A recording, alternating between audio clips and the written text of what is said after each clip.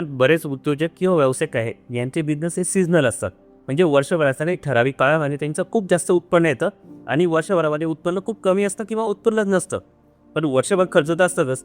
मग अशा वेळी जे सीझनल उद्योजक आहे किंवा सीझनल व्यापारी आहे, व्यावसायिक आहे, यांनी इन्व्हेस्टमेंट कशा पद्धतीने करावी आणि वर्षभर कॅश फ्लोचं मॅनेजमेंट कसं करावं. म्हणजे ज्यावेळेस त्याचं उत्पन्न नाही, त्यावेळेस खर्च आहे, त्यावेळेस त्याच्याकडे कॅश कशा पद्धतीने उपलब्ध करून द्यावी.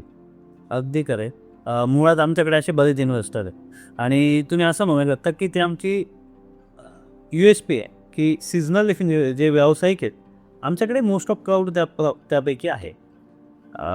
यांच्या केसमध्ये काय गंमत असते की यांचा व्यवसाय काही लोकांचा 3 महिने असतो, काही लोकांचा 6 महिने असतो, काही लोकांचा पावसाळ्यात स्लॅक असतो. काही लोक जे आहेत ते वर्षातनं फक्त 3 ते 4 महिने काम करतात पण एकदम मस्त पैसे कमवतात. पण त्यांना सर्वायवल वर्षभर करायचं आहे. तर मग आम्ही त्याचा व्यवसाय आधी समजून घेतो.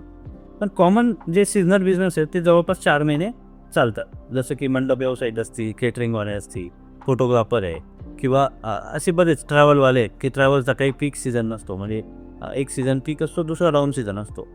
तर यांच्या केसमध्ये आम्ही काय ठरवतो की ह्या लोकांचे खर्च फिक्स आहेत. जे दर महिन्याला द्यावे लागणारे पैसे हे तर फिक्स आहे. माणसांचा पगार थांबत नाही आहे, शॉपचं रेंट थांबत नाही, मेंटेनन्स थांबत नाही, घराचे खर्च थांबत नाही, सगळं चालू आहे. मग आम्ही त्या खर्चाची त्यांनाही ताळेबंद लावायला लावतो की किती खर्च आहे.